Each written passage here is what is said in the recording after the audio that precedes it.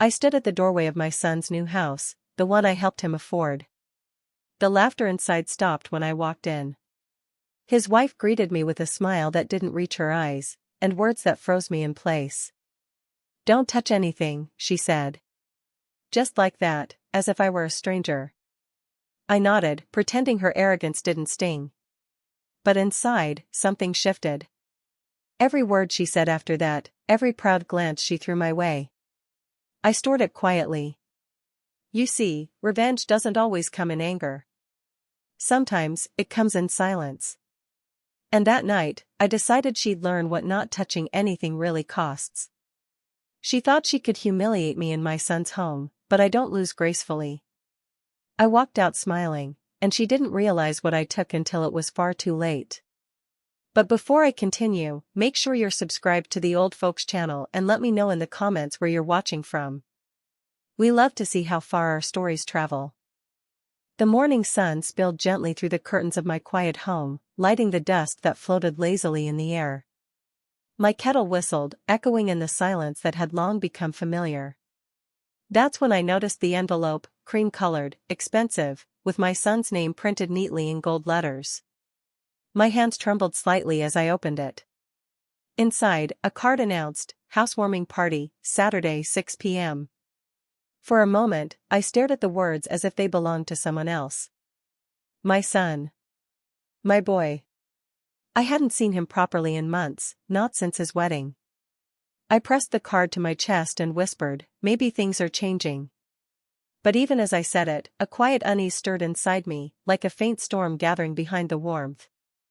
The hesitation. All day, the card sat on my table, catching the light and throwing a small golden reflection across the wood. I stared at it between sips of tea, wondering what kind of welcome awaited me there. My son's wife, Amelia, had always been polite, but never kind. Her words were measured, her smiles thin. I remembered her hand on my son's arm at their wedding, how she subtly turned him away when I tried to hug him. Now, the memory felt like a warning. I told myself not to read too much into it. After all, it was his housewarming. His happiness. But somewhere deep inside, a voice whispered, "You'll regret going." I folded the invitation carefully, slid it into my purse, and told that voice to stay quiet, for now. The decision. That night, I couldn't sleep. The clock ticked softly beside me, marking every passing second of doubt. I thought about the years I'd spent raising him, the scraped knees, the laughter, the nights spent worrying about the smallest things. I thought about how easily those memories seemed to fade once Amelia came along. By dawn, I made my decision.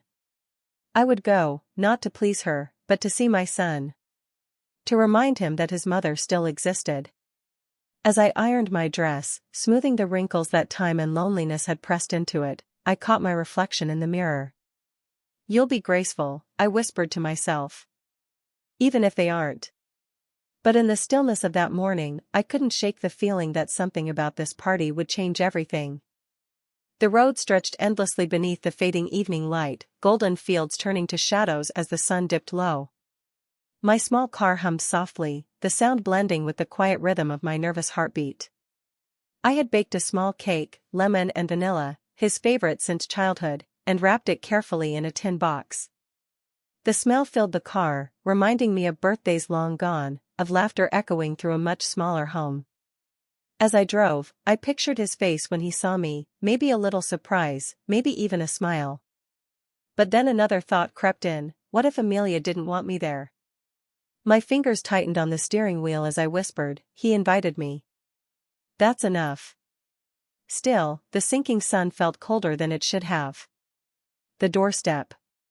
The house stood tall and modern, glowing with warm light behind tall glass windows. Laughter spilled faintly through the open doorway, soft piano music humming underneath. I paused at the gate, holding my cake tin tightly against my chest. My reflection shimmered in the glass, small, simple, out of place among the polished surfaces and perfect lines. As I climbed the steps, the sound of my heels echoed too loudly, announcing my arrival before I could gather my breath. The door opened, and there she was, Amelia, dressed in silver silk, her smile thin as a blade. Oh, you made it, she said, her tone floating somewhere between surprise and inconvenience. For a moment, I thought I saw something flicker in her eyes, annoyance, maybe dread. Of course, I replied softly. I wouldn't miss it for the world. But her silence said she wished I had. The greeting. The living room was filled with people, friends, colleagues, laughter that didn't quite reach the corners of the room. My son, Michael, stood by the fireplace, looking older than I remembered. When he turned and saw me, his eyes widened briefly, then softened. Mom, he said, crossing the room to hug me, but his embrace was quick, polite, as if someone might be watching. It's good to see you. Congratulations, darling, I said, smiling through the knot in my throat. Amelia appeared beside him, sliding her hand into his as if to claim her place. Come in, she said sweetly. But please, don't touch anything. We just had everything arranged. The room fell quiet for a second, just long enough for the words to sting. My hand, mid-gesture toward the flowers, froze. I forced a small smile and whispered, of course, dear. But inside, something cracked. Dinner was served on a table long enough to seat a dozen, though only 8 were there. The plates gleamed under chandelier light, and every glass sparkled, untouched perfection. I sat near the end, beside a woman who kept glancing at her phone, pretending not to notice me. Across the table, Amelia laughed too loudly, her hand resting possessively on my son's arm. The smell of roasted herbs and wine filled the room, yet every bite I took tasted like dust. I tried to speak, to share a story from Michael's childhood, but each word died under Amelia's laughter. My voice didn't belong here anymore. At one point, Michael looked my way. For a brief second, his old self, the boy who used to chase fireflies, shone through. Mom, remember the summer we... Oh, Michael, Amelia interrupted softly, brushing his arm, let's not bore everyone with old memories.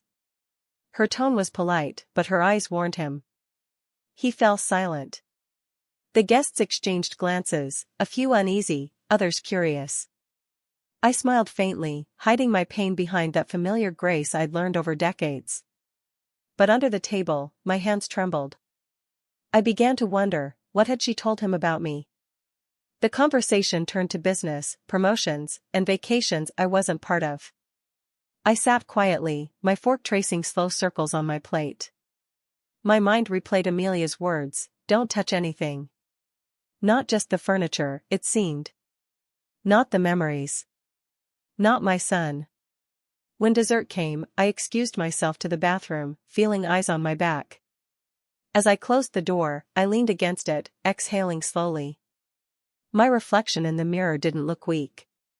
It looked calm, too calm. I whispered to my reflection, if she wants me gone, she'll regret it. When I returned, the room had grown louder, laughter echoing over clinking glasses.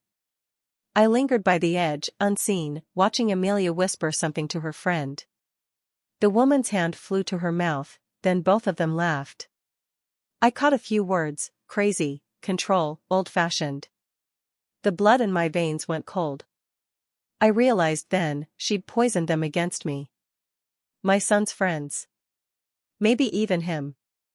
All while smiling like an angel. I stepped closer, pretending to look at the family photos on the wall. There weren't many. None of me. Only Amelia and Michael, standing in places I'd never been invited to, Paris, Santorini, their new home before this one. I stared at one photo, the two of them holding a puppy, joy bursting from the frame. A puppy I'd never met. You've made such a lovely home, I said quietly behind them. They turned, startled. Amelia smiled, that careful, empty smile. We try to keep things peaceful, she said. Her meaning was clear. I was the storm. Later, I overheard her again, this time near the kitchen, her voice low but sharp. She's always been controlling, Amelia said.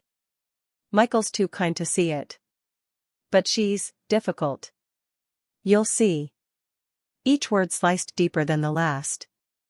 My son nodded faintly, not agreeing, but not defending me either. I slipped away quietly, every step echoing in my ears. My heart wasn't breaking anymore. It was hardening. Because in that moment, I knew something she didn't. I had come prepared. In my bag, beneath the cake tin, lay a small velvet pouch. Inside it was a silver locket, one Amelia had always admired, one that had once belonged to my grandmother. I had planned to gift it tonight, a gesture of peace. But now, I held it differently. My fingers ran over its surface as the party carried on. The laughter beyond the door was muffled, but I heard Amelia's voice clearer than ever. "She means well," she said. "But she's not all there anymore." A murmur of pity followed. My hand tightened on the pouch until my nails left marks. I looked down at the locket, remembering the story behind it, a symbol of love and forgiveness passed down for generations. And suddenly, I knew it wasn't meant for her anymore. I slipped it into my pocket instead of offering it. In that moment, a different kind of calm settled over me. Not sadness. Not anger. Something colder. Something deliberate. "You said not to touch anything," I whispered under my breath. "So I'll take something you'll never get back." Before leaving, I walked quietly upstairs, unnoticed. The air up there smelled different, newer, untouched. I found their bedroom door slightly open. Inside, everything was perfect. Immaculate. Almost sterile. On the dresser, framed photos lined up in precise order, candles unlit, perfume bottles glinting in soft light. My eyes fell on something, a jewelry box, open just enough to reveal its shine. But that wasn't what caught my attention. It was a drawer beneath it, slightly ajar. A paper sticking out. I reached for it, heart pounding. Inside the drawer was a set of documents, folded, stamped, official-looking. My name caught my eye first. Power of attorney. Transfer of assets. Words blurred for a second as my vision swam. I turned the page, reading quickly, my breath catching on every line. Amelia's name appeared beneath Michael's signature. My hand began to shake. I hadn't even realized they'd discussed my estate. But this was already drafted. Waiting. As if I had already died. I heard footsteps in the hall. I froze. Through the gap in the door, Amelia's reflection appeared in the mirror. She was coming up, carrying 2 glasses of wine. I shoved the paper back, heart hammering, but one corner stuck out. The door creaked slightly. Her voice was soft. "Are you lost?" she asked. I turned, forcing a smile. "Just admiring the family photos." Her eyes flicked to the drawer, then back to me. "Those are private," she said calmly, stepping inside. But her hand was shaking slightly. So was mine. We stood there, staring at each other, the silence stretching like a rope between us. Then she smiled again, slow, practiced, venom behind the pearls. "It's late," she said. "You must be tired. Let me have Michael drive you home." I nodded, stepping past her, but my pulse was no longer fear. It was fire. As I walked downstairs, I whispered to myself, "You'll regret underestimating me, Amelia." Because hidden in my purse wasn't just that velvet pouch anymore, it was my phone. Still recording.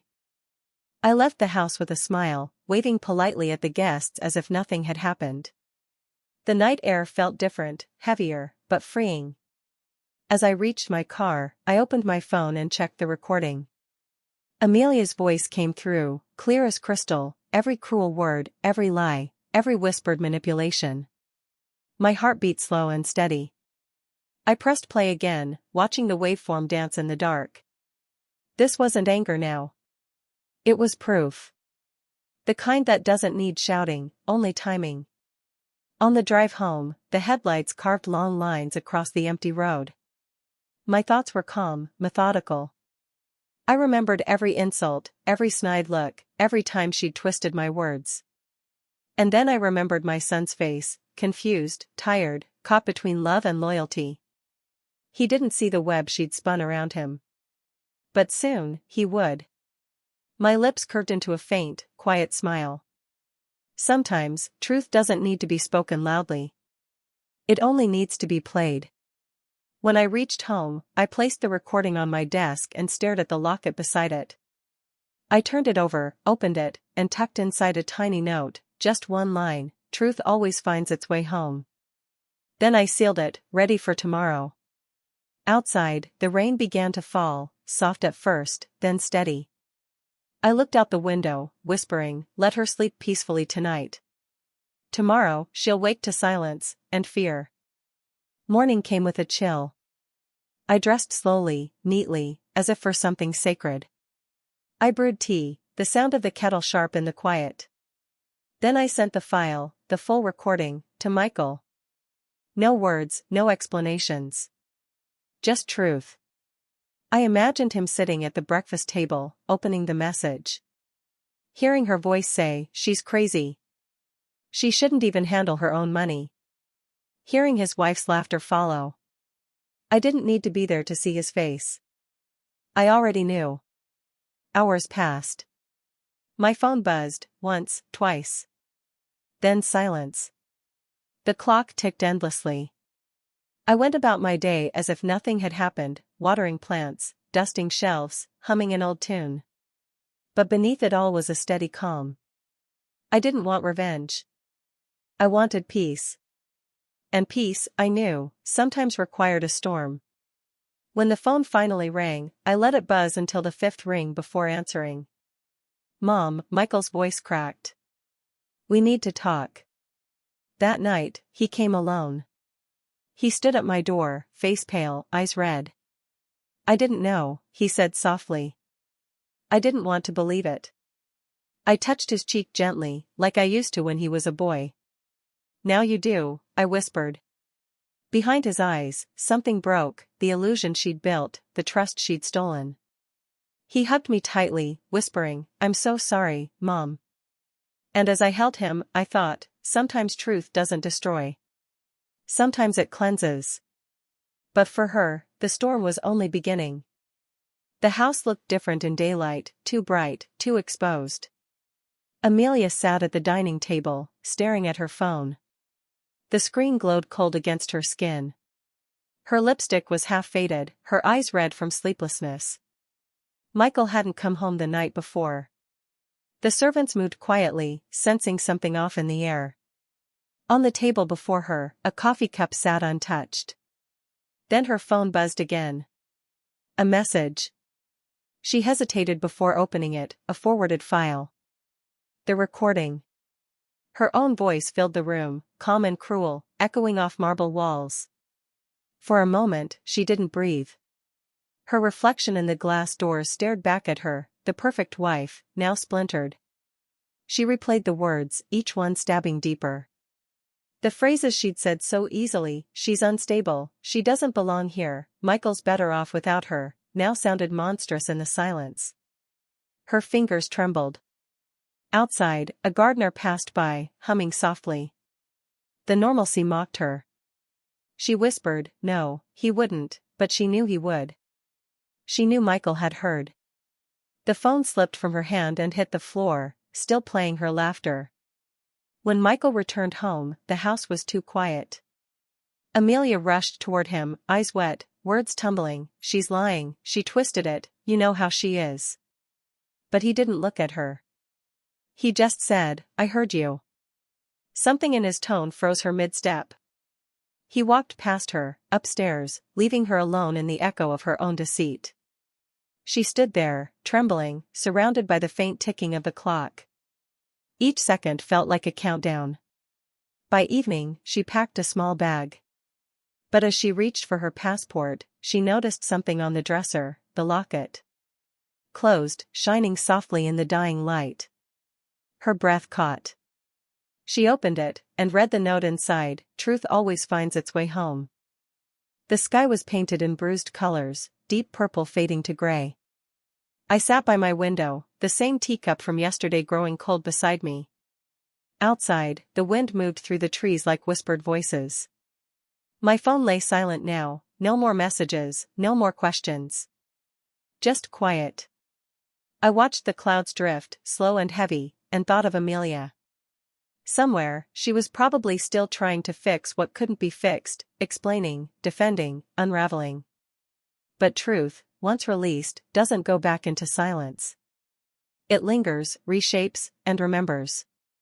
A car pulled up outside. I rose, peering through the curtain. Michael stepped out slowly, carrying a small box in his hand. When I opened the door, his eyes looked tired but clear, like the fog had finally lifted.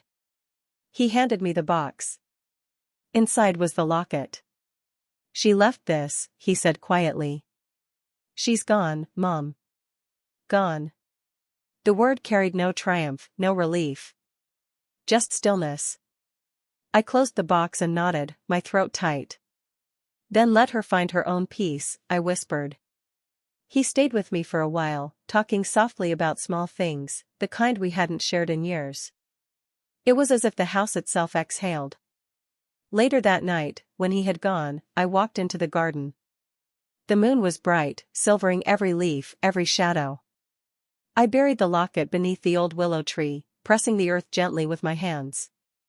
"For all that was lost," I murmured. The wind rustled, like a sigh of understanding. Then, from somewhere far away, a single owl called, low, mournful, final. I stood there for a long time, feeling neither vengeance nor victory. Only quiet release. The storm had passed. And in the stillness, I realized, the truest revenge was peace. They say revenge is bitter. But I've never found that to be true. Sometimes, it's soft, like the satisfaction of remembering who you really are. That locket wasn't about gold or sentiment. It was about something far more fragile, respect. I didn't take it to hurt her. I took it because she'd already stolen enough. My son's affection. My place in his world. My dignity. But that night, I reminded myself that silence can roar louder than anger ever could. And in the quiet of dawn, as the light touched that old locket, I realized. You can lose a house, a son, a family, and still walk away with something priceless, your self-respect. The kind that no one can take from you, not even those who say, "Don't touch anything."